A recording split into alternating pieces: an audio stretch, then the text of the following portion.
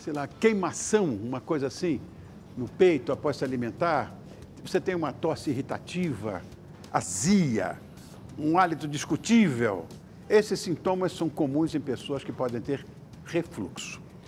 Uma coisa que eu não sabia, que o refluxo afeta 20% da população brasileira. Isso é muito importante, é muito grande. E não escolhe sexo, não escolhe idade, não escolhe nada.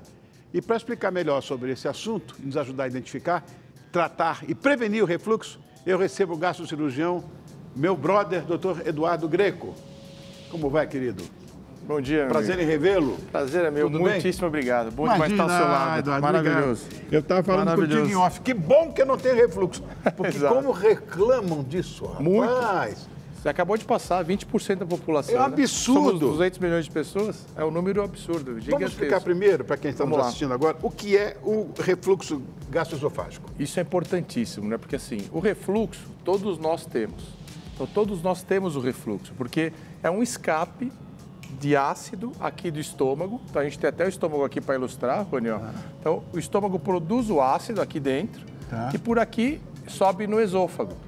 Ele sobe aqui para o esôfago. O clorídrico, aquele brabo, né? O ácido clorídrico. Então, esse escape, ele é controlado por uma válvula que a gente tem aqui embaixo, esse músculo que aperta e controla. Você tem um escape leve.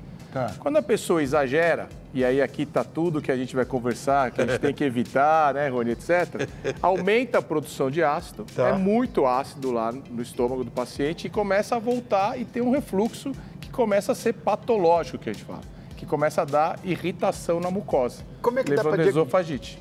Como é que dá para identificar isso, para diagnosticar? Porque você mesmo falou agora que todo mundo tem.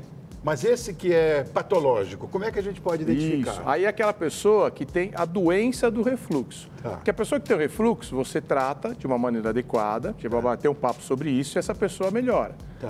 Quem mantém esse quadro, doutor, estou comendo direitinho, continuo, né, me alimentando, com comportamento bom, porém, continuo com a tosse, continuo com a azia. Então, o que nós vamos fazer? Vamos fazer endoscopia.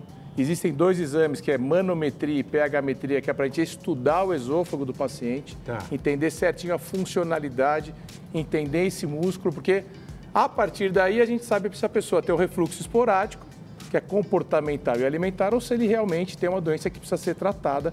Por isso que é importante procurar o médico, para não ficar mascarando essa doença que pode, se não cuidada, virar até um câncer no futuro. Uau! Eu vi uma história de pH aí. É para equilibrar, de fato, o ácido com alcalino, esse tratamento?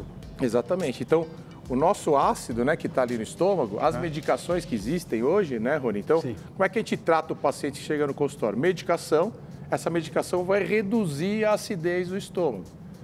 Num primeiro momento, você orienta o paciente à medida comportamental e dietética. Está aqui os grandes vilões para quem tem refluxo, que são frituras, chocolate, bebida alcoólica, o café e os refrigerantes.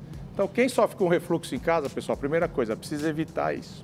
E medidas comportamentais, né, Rony? Isso é uma coisa. Lasquei todo mundo hoje. Se eu tivesse refluxo, eu estava morto. Porque como tudo isso.